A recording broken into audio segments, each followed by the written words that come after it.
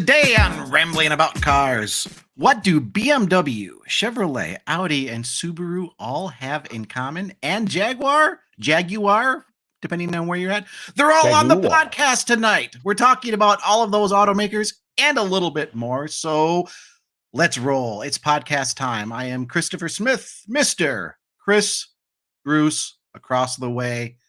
Good to see you, man. Yeah, good to see you. How have you been? Yeah, I know you had you had several hours on the road today.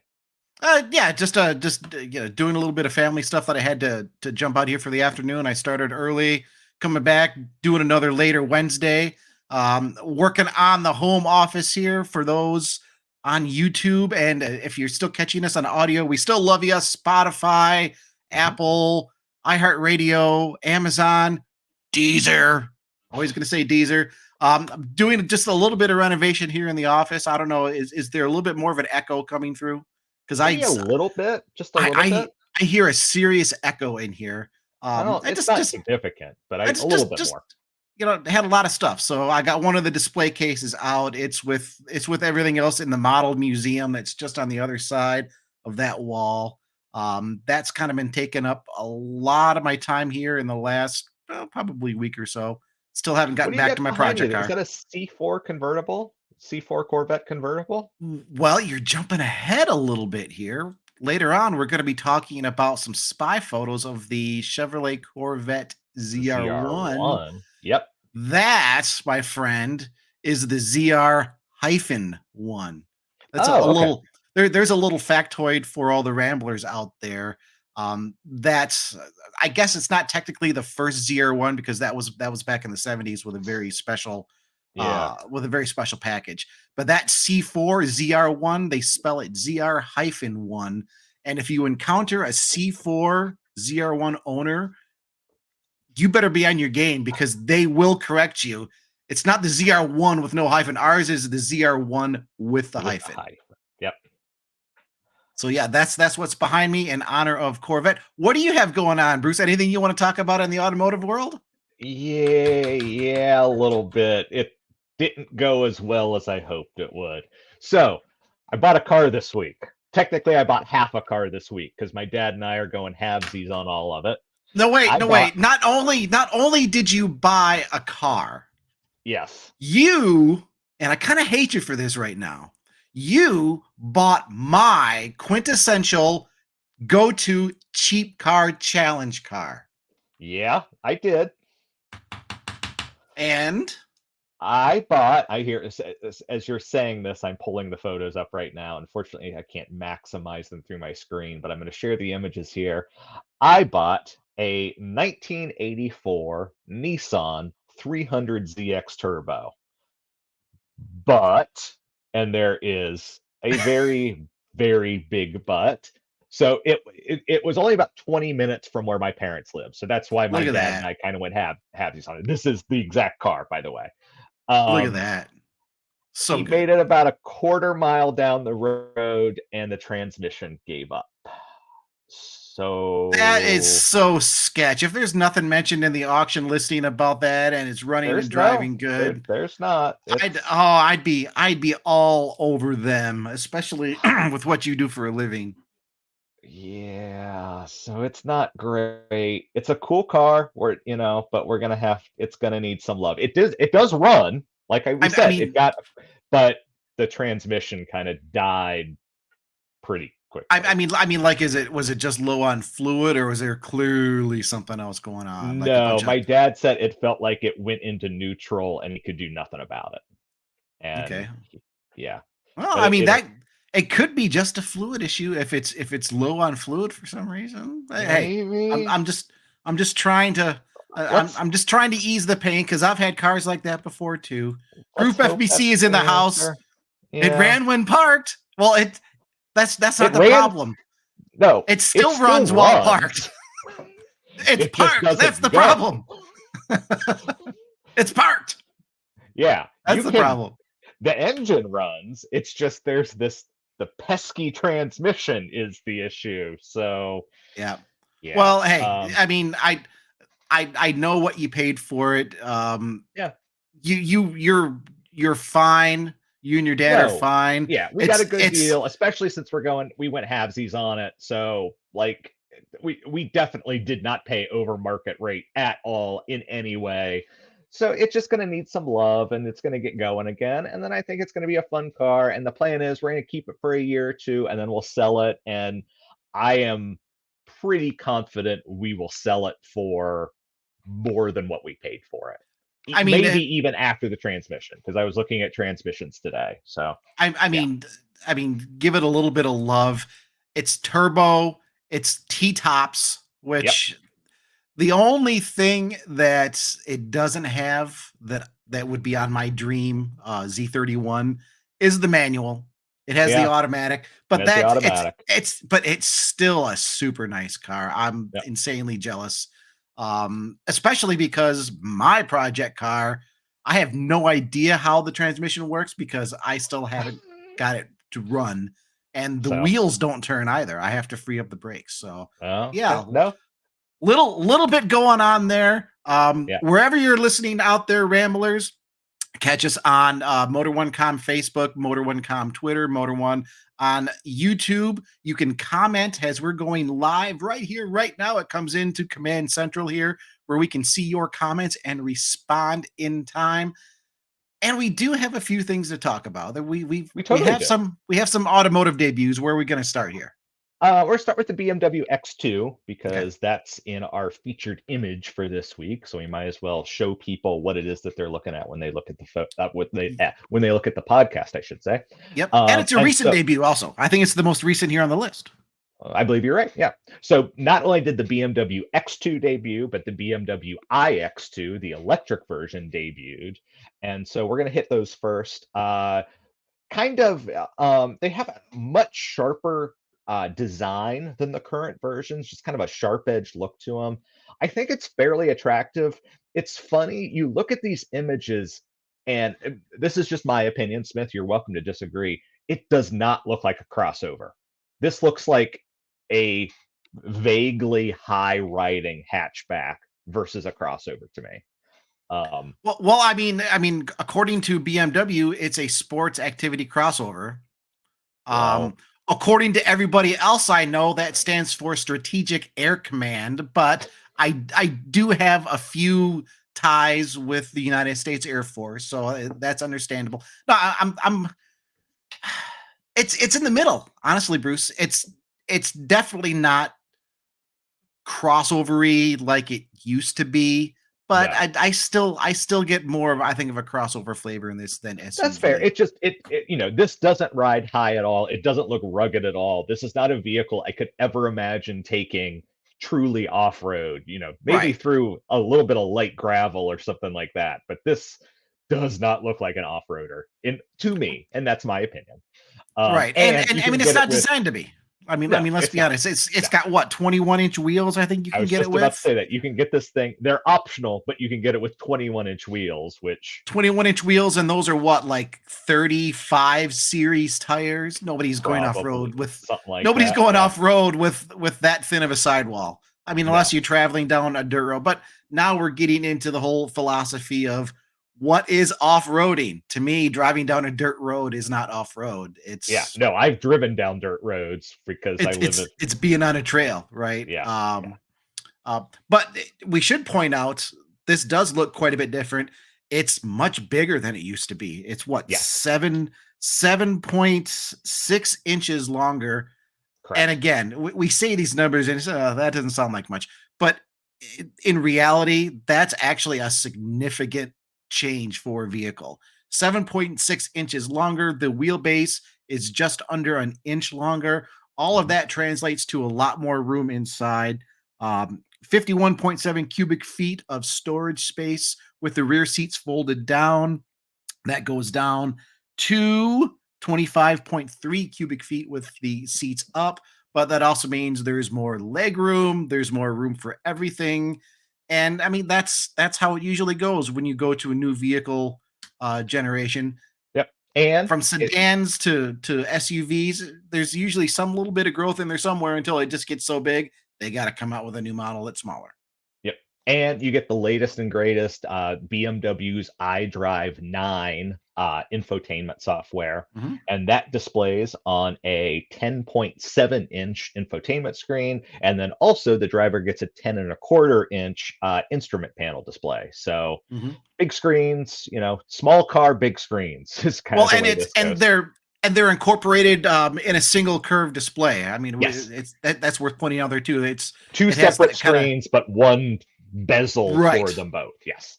Right. And at launch here, there are just two choices available for trims. There's the X-Drive 28 and the M35i. The M35i is obviously the sportier of the two. It is not a full fat M vehicle, No. but you do get 312 horsepower, 296 horsepower in Europe, where the emissions cut it down a little bit. That's BMW's 2-liter turbo 4-cylinder. Yep. The X Drive 28, that's 241 horsepower. Um, and I was asking BMW just today, actually, because we got some pricing information we'll talk about in a bit. Right now, at least in the United States, X Drive only, all-wheel drive only. Whether or not there'll be just a two-wheel drive version like we had before coming later, I could not get BMW to confirm nor deny. In other words, that's a no comment. Sure. But I think that's worth noting because of the price. It is a bit more expensive. It starts the cheapest you can get for 2024, $42,995. That's $5,400 more than the outgoing model. That's a pretty significant bump. It's But a good bit of money too. Yeah. but the reason I mentioned the X Drive, the all-wheel drive versus two-wheel drive, the previous generation price is quoting the two-wheel drive model. If Mhm. you go straight apples to apples, it's still, I think, like $3,600 more expensive if you went with an all-wheel drive 28 I model from the previous generation. So it's a bump. It's a bump up. You're getting a bigger vehicle. You're getting a little more power. You're getting a lot more tech. Uh, but I mean the price is significant. I was just noticing in the comments of that article that went up already some comments from people saying, "Ew, that big of a bump, Y- no thanks." So Yeah. And then also, we need to mention this is the fact that there is the iX2 now, mhm. which is the fully electric version. I'm pulling some photos up at that now. And so if for whatever reason, you're a fan of EVs, you can go this route as well. and It and it looks has the same, right down to Group pretty FBC much. pointing out, I can't unsee the Camaro taillights. He's not entirely wrong there. That's an astute observation. No, it is. It's a very good observation. But yeah, they look almost identical. There's Yep. minor styling differences, but you know you kind of have to know what to look for in order to find the differences.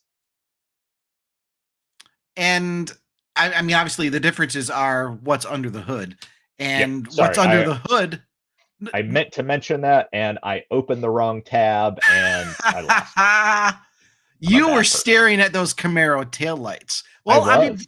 hey, before we get into the powertrain here, I mean, let's talk about the appearance because we didn't really talk about it much with the X2. Um, I'm still seeing a lot of people just saying another ugly BMW in social, in some of the comments on our debut post. Is it another ugly BMW? I know you can get an optional light up kidney grill on this. You I think it shouldn't. might actually be Don't. standard on the M35. Um, We had this I, discussion in our I don't Teams know. chat. I don't know that there's ever been an attractive car with an illuminated grille. I don't know that an illuminated grille has ever helped any vehicle. I mean, I You got guess. something for me? Because Well, I I think they're kind of neat. Sorry, do you? Okay. they can be kind of. I mean, they can be tacky sometimes. They're generally But tacky. they also have the possibility of just being pretty cool. On this one, I think the grill already is pretty tacky, so I don't really want to go there on this. But I'm trying to think. There was one car that had a light up grill, and I can't remember what it was. That I thought, okay, that works pretty good. But yeah, I mean that's one of the things on this. I don't know. I'm not finding this to be particularly ugly. No, I don't think it's the best looking vehicle out there, but I think they could have done worse. Okay. And maybe no, maybe that's a bad metric to use. It's yeah, like, could you do worse? damning Well, them with faint praise, but yeah, yeah. right. Yeah, I don't think that this is an atrocious vehicle at all, and I like the fact that, there's such a large variety of powertrains. It's just, it also, and I'm going to reiterate a point that I made at the beginning, it doesn't look like an SUV to me. It looks like BMW is going to hate me calling this, but it looks like a five-door hatchback. It doesn't ride particularly high. It doesn't look particularly rugged. I think it's a five-door hatchback that Bruce, they're that's what selling. most that's what most crossovers are 5-door hatchbacks. But you can't say that because that's a cheap little economy car. Yeah. But in truth, that's really what we're looking at here. We're looking at station wagons and 5-door hatchbacks with a slightly slopey roof line, a little bit more But I ride mean, look height. at the ride height on this image we're looking at right now. Tell me a that's not a high ride height or a higher riding vehicle. That's just a And no, I think it's a little higher than you would normally find. I mean, I don't have the numbers in front of me. I think oh, it's a little bit higher than what you'd normally find. I mean, come on, I can see under there pretty good. okay, sure. Look at this photo right here. Nice side on shot. You can I'm see looking. almost all the way under the car. All right, I'm gonna have to pull up some numbers. I want to do a comparison between like a Volkswagen Golf and an X2. You pull up the numbers. I'll talk a second. I'll give people the specs. You pull up the numbers. How about that? All right. Let me see So, what I can do here. Yep. So this BMW iX2, the iX is obviously the electric model. It comes with two electric motors. In total, that is producing 313 horsepower and 364 pound-feet of torque. And according to Europe's WLTP cycle, that will get you 259 miles of range. So, that's certainly not bad. That's more than what you would use in a normal day for most people. 0 to 62 takes 5.8 seconds. That's plenty quick. Top speed is 111 miles per hour. That's all anyone kind of actually needs, if we're being totally honest. If you're doing over 100 on the freeway outside of the Autobahn, then, I kind of don't quite understand why you're going that fast. Yeah, and so, in terms of powertrain specs, those are completely respectable numbers. They're not, breaking any new ground, but it's not, at the bottom of the pack either. So I was in the middle of stat land. Did you talk about the fast charge time? I did 10, not 10, talk about the fast charge time. I 10, can. 10 well, I mean, let's talk about it here for a minute. I mean, I think the range is okay. That range estimate, the 64.8 kilowatt hour battery. They're estimating the fast charge of 10 to 80% in 29 minutes. Yeah, Does that's that? a bit long. I was gonna say, does that feel a bit? I feel like it's a bit long, Yeah, it especially as is. we're seeing EVs improving and evolving and getting a bit quicker. No, I would agree with that. I know our pals at those Inside EVs have had the discussion about how often people are using a quick charger and plugging in an external site versus just plugging it at home at the end of the day. And I for a lot of people that 200 and what I say 60 259 mile range, that's going to get them. That's several days of going to work and back, especially if Oh, you for sure. consider you go to work and you plug in once you get home, you're probably going to recoup a bunch of that. Now, yes, when you go on a road trip, you go on a long distance road trip, 29 minutes for 10 to 80%, it's At on the long side, but at best case scenario too, right? I yeah, mean, this is yeah. we're assuming they're giving us the best case scenario. Sure. It feels like, but the whole most people just charge at home thing, that feels like an excuse to me. It's not that most people will charge at home. It's that for when you really need to be utilizing that recharge time, it's just not there. And it may not Okay. happen nearly as often, but when you need it, right? I mean, Yes. it Yeah. it doesn't matter if you only have to fast charge maybe 3 or 4 times a year like that. When you need it to deliver. And just saying, most people aren't going to use it, so we're not going to really put that much into it. That feels like a cop out to me. I think you're being fair there in some ways. It's just what basically what I'm saying is it's not something that you are going to deal with day to day every day. It's not like Mhm, you are going to be started stopping at a DC fast charger absolutely every day and you've got to build that 29 minutes into your schedule. mhm, But you're right that when it does come up, it's on the longer end of things. mhm. So, yeah. But what did you find out regarding you still searching golf stuff? Where you at? Well, I don't have ground clearance for the current generation, the X2 that we're talking about here, but I do have ground clearance for the previous generation X2. That's checking in at 7.2 inches. What do you think a 2023 Golf GTI is ground clearance? I'm gonna guess 4. 5.3. So it is a little bit Okay. lower, Bruce. The Golf is a little bit lower. Now, of course, that's the 2 GTI. inches. I mean the GTI. So we're at here, basically. That's right about 2 inches. That's That, but not it's no, it's not here. Hey, nobody ever said that the crossovers were ready to go rock crawling, but sure. they do generally sit up a little bit higher. Yes, that's fair. And Yep. that gives you a little more ability. It's not really about off-roading so much as it is anybody that's lived in areas where you get a lot of snow. If you happen to get into a pretty deep run of snow, having a little extra clearance like that is going to make a huge difference, uh, Mhm, because your car then actually goes through the snow instead of becoming a snow plow trying to push it out of the way. mhm. And I just want to yeah, that call doesn't out always work. here Leo's World. I believe this is the first time I've seen a comment from you, and we always love to call out our first Yes, time thank you. commenters. Thanks for The joining us. iX1 will sell better. It has a more it wait, sorry. It as it's more neutral in optics than the iX2. You're probably right about that. It's just the boxier shape. You're going to have more cargo space in the back simply by the way it's made. You're just going to have a boxier rear end, and you can put more Mhm. stuff back there. That's fair. Yeah, And it's worth pointing out too, Bruce, and apologies if you said this while I was researching the internet, because I cannot do two things at once.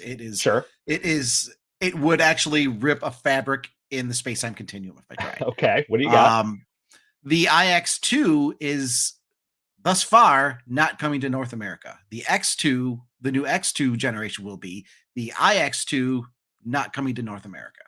So far, right, So far. right.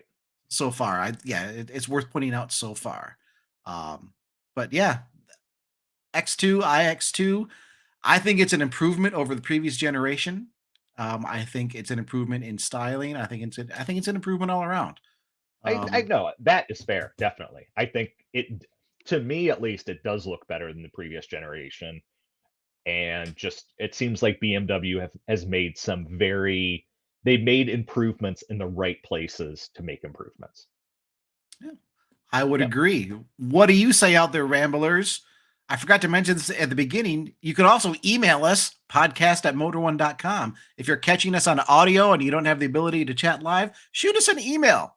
Tell us Mhm. what you think about the new BMW X2 podcast at motor1.com. We're always happy to read those emails and chat about it here in a future podcast. Absolutely. Um, how about do you want to move on to Jaguar, Bruce? That is actually the next one I have pulled up. So yes, I would like to talk about Jaguar next. Yes. Well, I think the big news here isn't necessarily the vehicle itself, but rather what it represents. Right. And if I sound a little quieter here, it's because I think some people might find this news a little sad. We have the 2024 Jaguar F-Type ZP Edition. Yep. It is an appearance package for the F-Type. It basically pays homage to the classic E-Types. I believe shortly back after they started racing them back in 1961. So it's offered in two special colors. Mhm.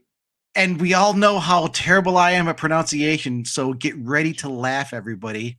Is that a Uliton Blue Gloss? No, it's Olton. Alton? Ooh, Olton. well, then it should just be O and get the stupid U out of there. Right? I pay my taxes. Let's get the U out of there. But it's British. They always add extraneous U's. Fair enough. It's No, I Alton Blue believe Gloss Yes, or Olton Crystal Blue. Gray Gloss. I Yeah. can pronounce Crystal Gray Gloss just fine. No, You have there's those a two famous color choices. British racetrack called Olton Park, which is why I assume it Oh, is making a that's reference not. to that. Oh, that's not coming to mind. I'll have to look that up. But it's Oh, no. available in those two colors. Yes. Whichever you choose, it's also going to have a white grille surround. It's going to come with special wheels. You're going to get a hand painted white roundel on the doors to signify the racing I love pedigree calling here. it hand painted too. I painted a white circle on your car. I just Yeah, I mean, I found that a little curious too. It's like, I mean, like somebody out there with a brush and a mask. yeah.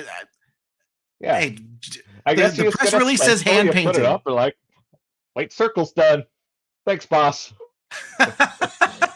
Well, I mean, this is coming through their Jaguar's SV Bespoke group. So Yes. Yeah. I mean, they're putting a lot of attention into detail here. You have the colors, you have the roundel, you have the wheels. You get special badging that say it's the ZP edition. You get a special badge inside indicating that it is one of 150 because that's all they are going to make. We don't have any specific pricing information yet. They're all going to they're the F-Type R, the PSET 575 version. So that's the 575 horsepower supercharged 5-liter V8. Jaguar says this car will go to 0 to 60 in 3.5 seconds. It's Smith, offered in coupe and convertible. But here's why it's a little sad. Okay, now you're doing it. Okay. I was going to say, you didn't say what makes this so special. I got to build this up because Okay. Jaguar has said flat out this is it for their combustion-powered sports cars. This is it. 2025, Jaguar is looking to be all electric. All of their new vehicle launches will be all electric. And this ZP edition is it. At least when it comes to a combustion engine in a Jaguar sports car. This is it. Right.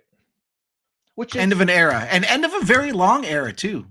Yeah, because I mean, you think about Jaguar obviously existed before the 50s a little bit. They started out as what, the Swallow sidecar company, I believe, or maybe it was just the Swallow car company.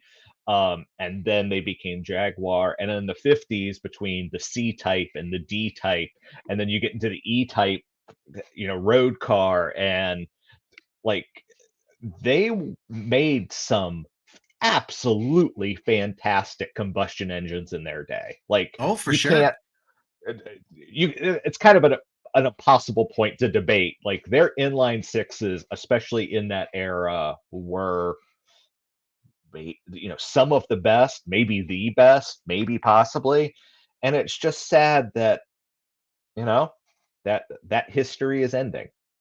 Well, I mean, it's a sign of the times. Sad, yes, but I am a firm believer in progress and evolution. History shows us that things that don't evolve die.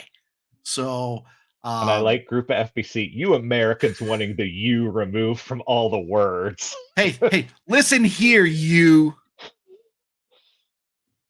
And it's the last new combustion Jaguar sports car. But there's nothing saying you can't go back and buy one that's used. I mean, it's sad that there won't be another new one. exactly. But it's not like and Bruce, we've had this discussion here Yeah, before. that there It's not are like these cars are just thousands. suddenly going to, oh, there are millions. Yeah, You, between you want to XKEs you want a or combustion Jag? Good yeah, news. There are millions out there that you can buy.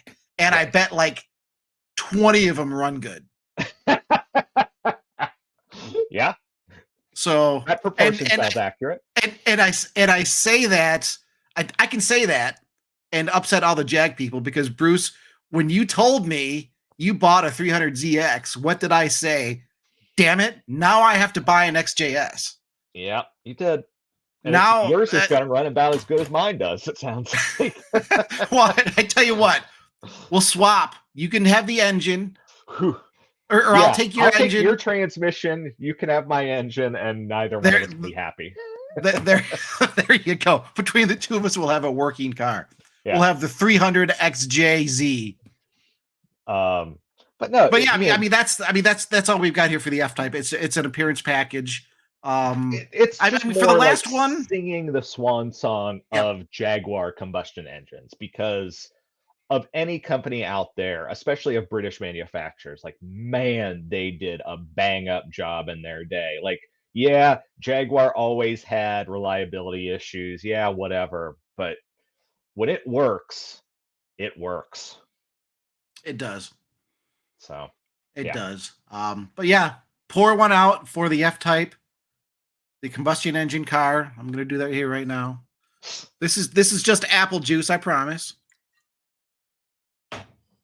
Yeah. Have a drink with me, Ramblers. I'll have some That's seltzer delicious. for you. That's delicious apple juice. Okay. There's apples in there. I believe you. What else do we got here on the docket today?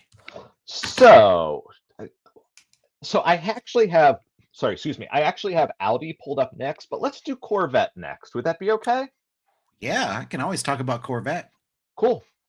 So we got some spy shots this week of the Corvette ZR1 lapping the Nürburgring just for testing. You'll see this car still has some camouflage on it, but it's got just enough camouflage where you can see a whole hell of a lot of what's going on here. You Yeah. can see extra intakes. You can see there's stuff going on in the hood, and you can see a gigantic wing. And so it's just kind of exciting because we know this is a vehicle that's coming. We know that Corvette is going to have a new ZR1. And this is our first really good quality look at it. Mm-hmm. And it looks great. Well, I mean, this is particularly exciting to me, Bruce, for the reasons you were just describing. We've seen ZR1 prototypes before. We've seen them in heavy camouflage. Going way, way back before the C8 even debuted. We believe we saw various, which I guess at that point would have been test mules, just, the regular C8 bodies testing the engine that's going to be in there. Now, here, as you said, with the heavy camouflage removed, this is the first time we are seeing the actual ZR1 styling cues. And my God, is it aggressive. I think it looks just wildly aggressive with some rather minimal changes. I mean, the front fascia, I mean, you certainly get a Z06 flavor there with the front fascia, but it's still a little different here. Different. The hood is completely different. You have all of those extra intakes at the back, and I don't think they're fake or red herring trying to throw us off.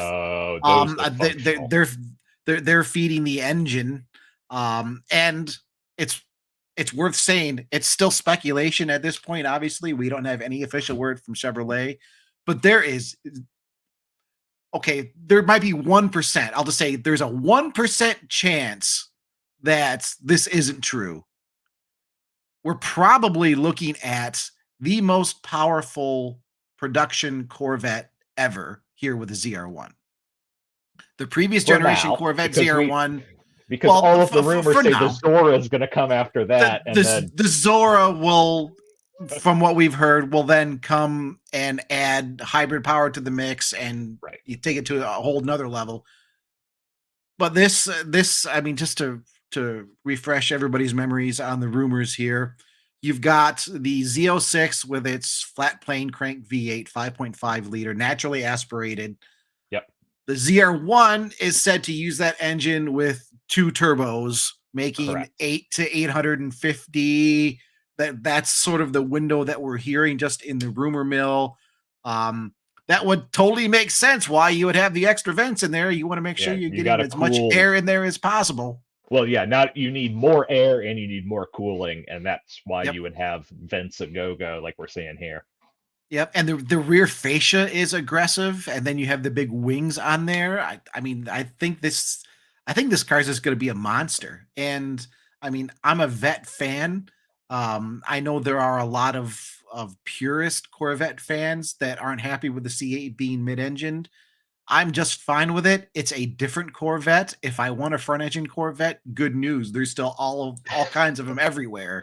Yeah, And you can actually get some fairly inexpensively right now too. you can. Um, Yeah. I can't wait to learn all about this car. I can't wait to see it in action. I would love to drive it. Mhm. I'm super excited for this car. And I think a lot of Motor One readers out there are excited too, because this was a tremendously popular article that we wrote here just in the last few days. Yeah. Giving us really, like I said, this first look at the ZR1. I think what's Um, cool about this one is, you can never be totally for sure, but it basically looks like Chevy put on their camouflage wrap and that's it. I don't see any evidence of like concealment panels or, we write about spy yep, shots sometimes where they have like these blocky things going on underneath the camouflage. yep, Just looks like the car with a wrap on it. And that yep. means that this is, if you could, blur your vision and imagine this car just in white, it's kind of what you're going to get. Right. And the thing is, I remember when the C8 was before it debuted, and we were seeing camouflage prototypes, and we thought, okay, there must be some fake panels underneath there because especially when you look down low, just above the rockers, you have some strange body lines going in. And then once the camo is off, it's like, oh, okay, no, that is the body line. Mhm. And it works really well. There was a photo I'm hoping you can go back to. Which one? Um, Describe it for me and I will. the one where the driver's front wheel is off the ground in the corner. Okay, so it's I mean, it's we're that one. looking. Yeah, Yeah, driver front wheel is off the ground. I mean, maybe there's more than one. I mean, Well, these images sorry, come from the Nürburgring. sorry. I hope we can find a spy video of this car, I mean, that because one's driver front wheel is off the ground. the So driver's front wheel is off the ground. The passenger side is squatted pretty hard. They're pushing this car. They're pushing this car pretty hard. One does, at risk of sounding like a meme, one doesn't simply go to the Nürburgring and lift up a front wheel on a corner unless you are doing something bad or really good. And in this case, I it's agree. really good. Yeah, And it looks mean. It looks ready to just go out and turn an easy sub 7 minute lap. I think I bet sub 7 minutes is a safe bet. Speculation, but I feel pretty confident Yeah, about that. that More to feels come safe on to the me. ZR1. Bruce, did we hear anything on when this might debut? The Z06. Z06 came out last year. So yeah, okay. The Z06 was about this time last year, wasn't it? Correct. Yes. Okay. Wow. They've Could we been be pretty getting? quiet this year. Back in the day, I would say this feels like a Detroit Auto Show debut when the Detroit Auto Show is in January. But now obviously it's not Yeah. these days. But So LA still hits pretty good, and that's in yeah, November. that's November. And oh crap. Didn't the previous generation ZR1 debut in LA? Was that I forget, man. 2017 or 2018? I don't remember, but it seems. I mean, keep in mind when Chevy has debuted the Corvettes in the past, they'll debut them, but sales don't generally start for 6 to 8 months after that. So Yeah, but it's I just want not. to see this thing. No. But I'm just saying it's not insane to have them debut it in LA, but then actual sales don't begin until middle of next year. That's Right. reasonable. I'm So doing we'll a see. I'm doing a I'm doing a quick look here through the archives. Um, I think it was back in 20. No, maybe it wasn't LA. I'm doing a Okay. I'm doing a Yeah, quick I don't remember if I'm being. I just you know. doing a quick look here. I'm seeing stuff from 2018, 2017.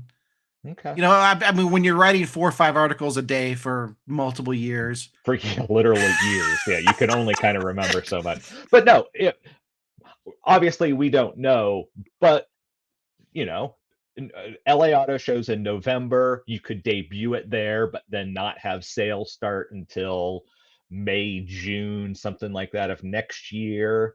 That would all work out. That would fit, Chevy's what they've done in the past. So yeah, that seems reasonable. I don't know. We'll have to wait and see. But yeah. so in 2018 or in 2017, Chevrolet debuted the Corvette, the C7 ZR1 convertible at LA. That's what I was thinking of. Okay. So there is a little bit of history with ZR1 and LA, and Yeah. now we're seeing a prototype with the heavy camo off. Stay tuned, folks. This could get fun. Yeah. I would say, I again, we don't know for certain, but Don't know for certain. definitely a debut next year sometime. Yeah, yeah. You know. This isn't a case of we're still a year out. It's getting No, close. no, no, It's no, getting no, no. closer. Yeah, yeah, yeah. Definitely. All Well, right. speaking about auto shows, hey, that's a pretty neat segue. We didn't even That is plan a that good ahead of time. segue. That's a But great how about an segue. auto show that's named after one city and took place in an entirely different city on a different continent, technically? What? What? Okay, so here's some backstory. The Audi SQ8 made its in-person debut. I want to stress in-person debut because this actually debuted. The Q8 and the SQ8 debuted in August, I think. August. Sure. And it's previously debuted, so we already know the Yes. changes. Mid-cycle refresh, just a modest facelift up front. I think it looks pretty good. There's a little Yeah. bit more symmetry there. The SQ8 made its first public appearance at the Geneva Motor Show in Qatar. Except, yes. the Yes. the Geneva Motor Show that is no longer in Geneva or even in Switzerland. They Or even moved in it to Europe. Qatar. Yeah. When you're off a continent, and we wanted to mention it here because I mean the Audi SQ8. I mean it's new. We've seen it, but it's still new for 2024. But this had a lot of interest on Motor One. It had a lot of interest from the readers, and I think that's because it was the Geneva Motor Show that wasn't anywhere near Geneva. No, not anywhere close. But And we just wanted to it kind of just spin that off yeah. into the weird way that auto shows have changed, Mm, honestly, since you and I have been right in the past 5 years, since yeah, basically absolutely. post-pandemic and even a little bit before, like the writing was on the wall of just how weird auto shows have gotten. Like the Geneva Motor Show used to be In Geneva. well, yes, but also one of the biggest auto shows in the world. Yep. And now it's not. In fact, it's so not that it's not even in Geneva.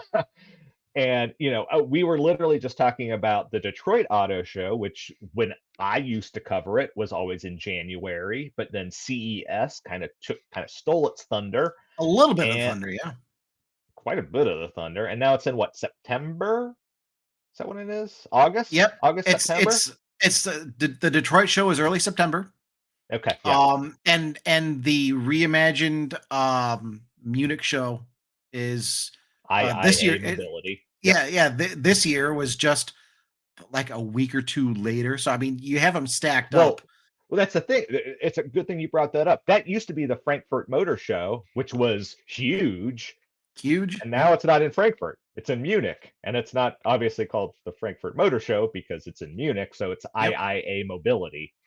Um, Yep. so yeah, You had Detroit, Geneva, Frankfurt.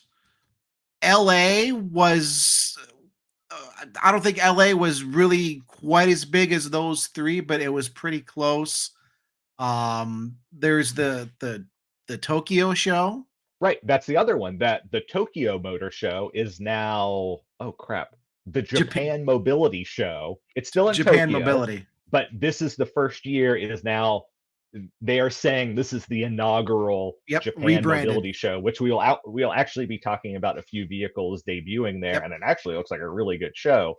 But it just kind of goes to show you that international auto shows are, yeah, I'm going to Well, say this in the nicest possible. They're dwindling. That well, you know. well, but hold on, but hold on. Okay. Um, Okay. we're looking at this from a journalist point of view Correct. because once upon a time, the Detroit Auto Show was this huge black tie affair, and we would have run sheets because we might have a dozen or more new vehicle debuts to Yes. try to cover at least. And then among those dozen or so new vehicle debuts, there might be two or three really big debuts, really notable debuts. Yep. And it was always rush, rush, rush, Yep. and just trying to keep up. And we haven't seen that at any show. I want to stress not just Detroit. We haven't seen No. that at any show since the pandemic. But I think there's still a key component for the general public, for the enthusiasts, because Yes. it's still a place for them to go and see the new cars, not like the debut cars, but the new cars, the new models that are out there for 2024. Maybe they're the same generation, maybe they're the same from 2023. They're still able to go out, they're able to interact with automakers, they're able to see multiple vehicles from multiple brands up close. So I think it's still a big deal for the consumer. Yes. But on That the is media side, no, you are making a very good, very important distinction. Is that the international auto show, your, like we were saying, your Genevas, your Frankfurts, whatever, those are dwindling. Your regional auto shows, though, I grew up in northeastern Ohio, so I went to the Cleveland Car Show for years and years and years, and my parents still go, and that's where you can see all of the new cars. And that's an event set up by dealers. You don't necessarily see concept cars there. Sometimes you do, but not often. But you can sit in and look at and see all of the new cars from just about every make, barring, some of the really extravagant ones. And you can see that. And that is a completely different thing. And I don't think that's yep. going to die. No, You I know, don't think that's going to die at all because it's one stop for all, one size fits all. You can go exactly. here, you can see, and to be a part of that. I mean, especially if you already have a decent regional presence, it's not nearly as expensive. For an automaker, we'll say a Ford or a General Motors, to say, okay, we're going to debut a new car at the Geneva Motor Show, for example. Now you're going to most likely ship that car from Detroit, from the design studio, where you have your prototypes and your concepts. You're going to ship that car across the Atlantic Ocean, Mm-hmm. go through customs, import, all of that. Then you're going to have just the cost that the show requires to be in the show. Then you're going to have the cost of your auto show booth, which could Mm-hmm. be as simple as just some backdrops, or as complex has a stage with lighting set up. Gosh, I remember one year at the Detroit show, Jeep had this fantastic water fountain where it was time to actually spell out words as the water was coming down. I mean, Well, the expense can be extraordinary. so this was And before my time, but Jeep also famously drove, I believe it was a Grand Cherokee, through the glass at Cobo Hall to premiere that car. Like, they I had, don't remember it was that not one. a public thing. It was just for the media that they literally drove the car through the front glass to present the car. Like, I don't remember that one, but do you remember the Dukes of Hazzard demo that was outside Kobo? I think it was Kobo, or maybe it was New York. I do remember. It was Kobo. It was Kobo at the Detroit show, where they did like a stunt jump with a generally Dodge Charger. Yep. And it's like, what's going to happen? Well, what do you think is going to happen? They're going to jump the car and it's going to crash, and it's going to be a mess. But yeah, a lot of that. I think a lot of people blame it on the pandemic, where people can't go out, they can't do these things. Automakers started to realize, well, maybe we don't need to do this expense. But Bruce, you had mentioned when we started this conversation that the writing might have been on the wall before, and I think I was at shows and it was on the wall.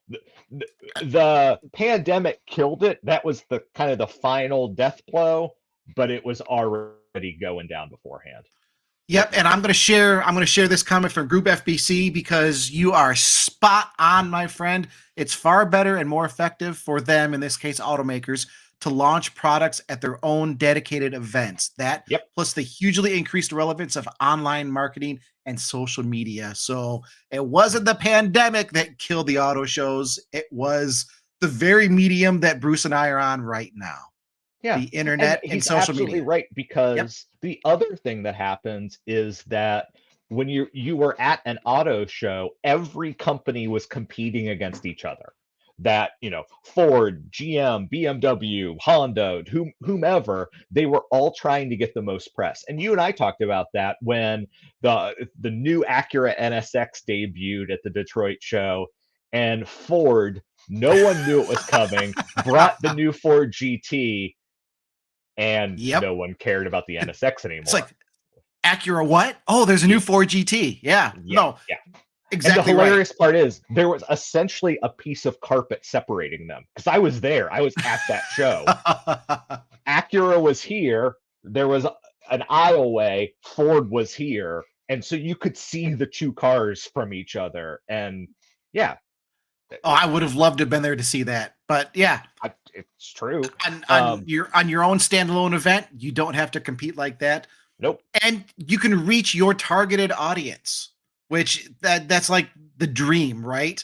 I don't want to waste time trying to reach people that couldn't care less about what I'm doing. Mm-hmm. Let's get our target audience. So you set up your event at a much lower expense right there in your own design studio. Sometimes we've seen automakers do reveals right from the design studio. Oh yeah. For all we know, they were working on it like 5 minutes before they pulled the cover off. Yeah. So you have the reduced expense there. And then thanks to the magic of the internet and social media, you can set up a live stream, send out the link. And Bruce, you've seen this. I've seen this. When there are live stream events, especially when it's popular vehicles, we see all kinds of people tuning in for it. Oh, yeah. And you're reaching that target audience. Cases where and maybe I'm letting people in behind the curtain, whatever. We have seen instances where the live stream does better than the debut post. Oh yeah, very often, because it happens. This used to be a thing that only automotive media. You had to get a special invite from an automaker to go see this special debut. And now it can be broadcast, and you get probably the best view in the house, because if you're at one of those events, everybody's seated, they're nice and neat. And then they say, and now we welcome people to come up for pictures, and the car disappears. All you see are just a sea of people. Yeah. A lot of flannel, a lot of sports coats. Throwing elbows, because everyone wants to get the shot. And I've only had a couple that I've been to where it's really close. A madhouse. The 2015 Mustang, the 6th gen Mustang was one of them. Okay. And they ultimately let people up, but it was like, here's the line, come up here, spend 5 seconds, and then they were shoving you back off the other side of the stage. Okay. It's like you go take a look, quick picture, you're gone. Yep. Um, Okay. I did not ever have it. To me, all the ones I ever went to, it was like a cattle call. Like, okay, if you want to take pictures, come up, and then it's Yep. every man for himself. Yep. And when you think about it in that respect, why on earth would anybody pay? And I'm just pulling these numbers out of my hat. But I do have some experience with trade shows. Why would anybody pay millions of dollars to display your products at an event where your competitors are, Right. when you can spend thousands of dollars and have an audience all to yourself, directed squarely at the people interested in your product? Yeah. I mean, yeah, from a company's perspective, it makes perfect sense. Why wouldn't you do that? Yeah. So that's the 2024 Audi SQ8 Yeah. at the Geneva Motor Show in Qatar. So, Smith, I know Little we're ramble. wrapping up here real quick. Let's talk about some of the stuff that's going to be, well, okay, real quick. Wait, well, hold on. Did we talk about the WRX TR before? We have not. That's what I was just thinking of. That Okay. let's hit the WRX TR real quick. That debuted a day after we did our show last time. Last week. Okay. Yep, last week. We couldn't get it last week. So yeah. Right. It hadn't debuted yet. Yeah. It's the new Subaru WRX TR. What is it? It's a WRX with bigger brakes and bigger wheels. And that's about it. And well, the suspension is a little tighter. They stiffen up the springs a little bit. Yes. It's supposed to be just sort of a not a bare bones, but just like a more focused performance version of the WRX, but not an STI. And this is not an STI, and in fact, you can get a big wing on this in certain markets. I think Australia is one of them. Hoping but bring not that up the United States. That was a whole thing last week that we had to. Well, tell us about it, Bruce. Sure. So we saw this vehicle leaked out of Australia first about 2 days before it debuted in the United States. I want to say it was 2 days. And there it gets this giant wing on the back. And then it debuted for the US, and our colleague Angel, he wrote it up. And in all the pictures you'll be seeing, there's no wing on the back. What are you talking about?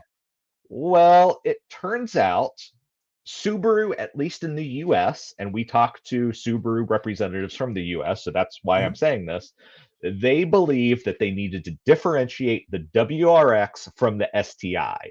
And now, obviously, the STI is dead. So why you need that differentiation, bit unclear. But long story short, that means we are not going to get the big wing on the back that other regions are getting, but we will not be getting it here. There is a vague possibility. Subaru has not confirmed this yet. The people that we spoke to said that they were thinking about it as offering it as a dealer option. Because obviously, if you're making it for other regions, you've already done all of the engineering work, all of the production work. It's just a matter of putting it in the part system. So maybe that will happen, but right now we don't know yet. But just a weird case of how cars are different from region to region. Can I just say it? What? Can I just say it? That's stupid. I'm not even gonna sugarcoat it. That's stupid. It's a big wing. You're making a more performance-focused version. Hey, guess what? We know it's not an STI. Subaru, you've told us over and over and over, we're not doing an STI anymore. This is the WRX. Guess what? In the old days, you could get a WRX with a big wing. Yeah, you could. Yeah. So why not even offer it as an option here? Well, we don't want to make a connection with the STI. But there's no STI available. So it's not like a buyer could be confused because they can't walk into the dealer and be like, I want an STI. No, but the average person, I guess, might see it on the street and see big wing and say, oh, I didn't know Subaru had an STI out. Maybe I'll go look at one. And then once they get to the dealership and they learn, oh no, the STI has been dropped, and for now at least, it's not coming back. I That guess. they want to avoid the heartbreak, the disappointment. I don't know. It just I feel like this is a decision that was made somewhere along the lines Also, by people that have no idea of what Subaru WRX buyers are interested in and looking for.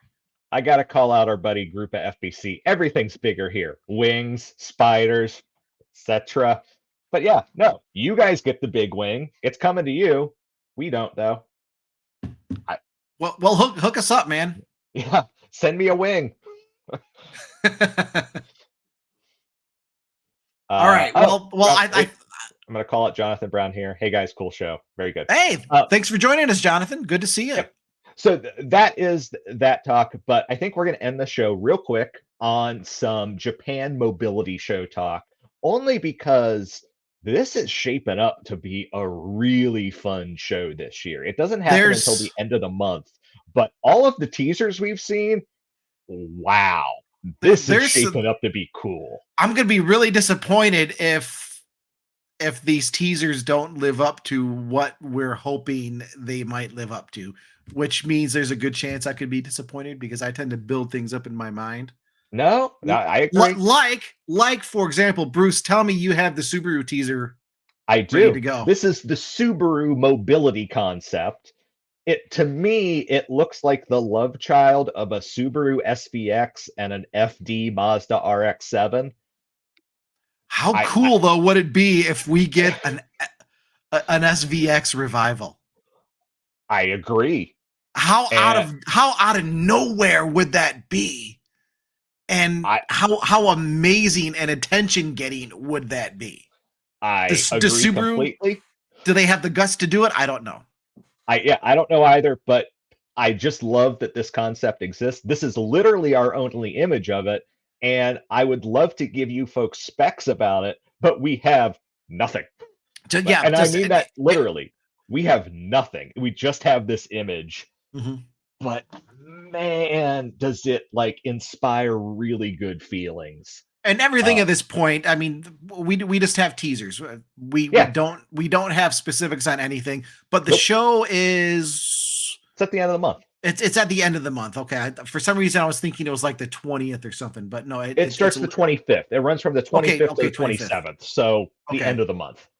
Yeah. So yeah, I mean, we've seen stuff from Subaru, and Bruce, when you dropped SVX in the Teams chat the other day, I was like, oh, really? That's what it looked. Also, there's going to be something Miata based. There, and this is what we have. This is the only look at it we have right here. You can see circular headlights, Mazda, and then these dual lights below it, and they say it is something to do with the MX-5 Miata. What? Don't know. Is this the next generation? Don't know. An EV? Don't know. It's a complete teaser, but I get weird EV vibes from this. Could be. It very well could be. And I've got nothing else to go on. No, but just from these images, I already like what I'm seeing here. So I definitely want to see what they bring to the show. We don't know quite yet. But one of the ones that they actually showed is Daihatsu, a brand who we largely forget about here in the United States, but they have the Copen, which for anyone who has played Gran Turismo, they probably know well. And this is a bigger Copen. This it's going to have a 1.3 liter engine. We don't have any specs about it. And this will also be at the Japan Mobility Show. Can somebody just put better wheels and a Bentley badge on it and be done with it? Isn't that the cutest Bentley you've ever seen? To me, it looks like an Audi TT with but yeah, this is just shaping up to be a really fun show this year. We know our pals at Inside EVs, Lexus has a really cool car that they're going to debut there. Mitsubishi has a minivan that they say is for off-roading, but is also electric. That's going to be there. That's bold, and I'm here for it. An electric off-road minivan. So, stay tuned. Don't know. Maybe none of these cars actually come to the market, but I want to see them. It seems like it's going to be a cool show, and it's making me excited. Yeah. And that goes a long way right there. Smith, you and I have been writing about cars for a long time, and if something that we're looking at is getting us excited as a teaser, maybe it's going to let us down, but We see it's we see fun. so much, It's and fun to be excited. and I hope this doesn't stray too far into the realm of arrogance, but we see so much. It's it takes something a little bit more to make me take a second glance. You know what I'm saying? Yeah, that And Subaru looks so I'm cool. getting that vibe from this show. So yeah, Yeah. can't wait to see what happens. Totally. Yeah. It could be a complete letdown. We don't know, but at least right now. And hey, October 25th, we'll be back. Obviously, we'll cover this stuff on the show. And if it Oh, was we'll be a talking about complete it. bummer, well, it was a complete bummer, and we'll say it at the time. But if it's really, really cool, we'll cover it then too, because it'll be worth covering. Either Um, way, we're here for you, Ramblers. yep.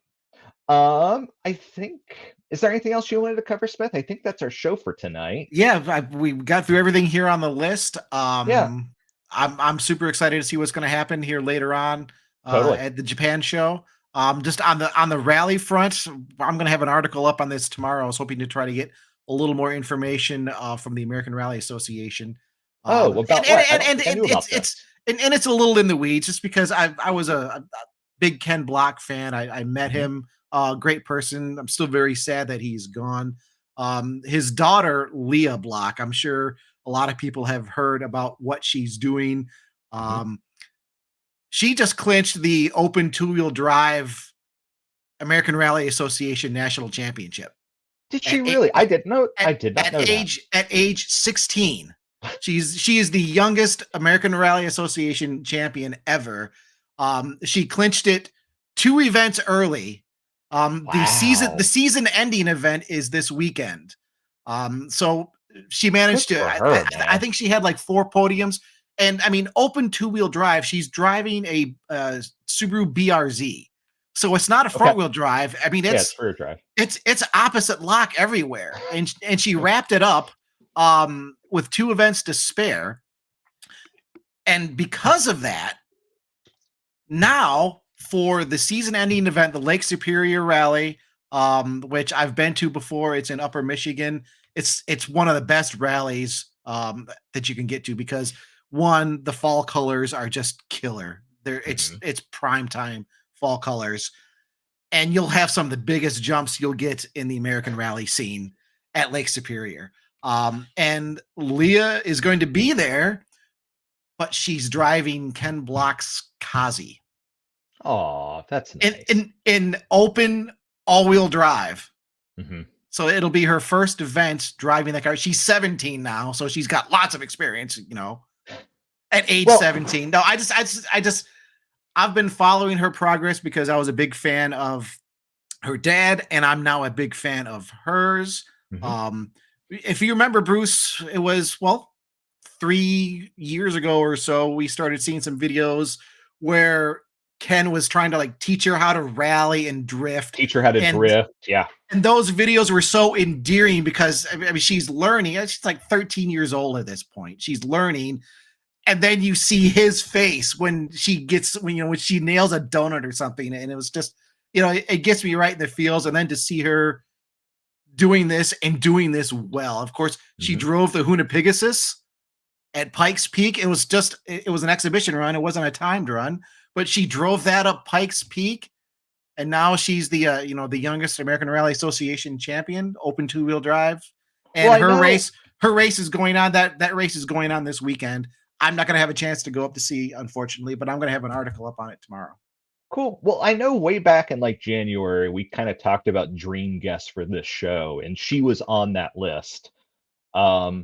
Maybe we need to revisit that. Maybe we need to get in touch with her people and get her on this show at some point, because that would be a really cool guest to get.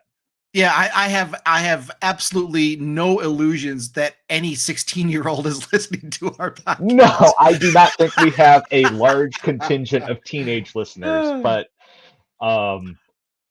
just I would love to have her and her mom Lucy on the show. Yeah. it would be a great conversation. Yeah, it totally may, it's, We'll see. let's never say never. Never, But maybe never say one, never. but maybe one to, pursue in the long run, because that would be a very good guest, I think. Never say never. Yeah. But with that, I guess we're going to sign off for tonight. And as always, we thank you so much for spending time with us. We love all of your comments. We love getting new listeners like Leo's World. We love getting returning listeners like Group of FBC and Jonathan Brown. It's just wonderful.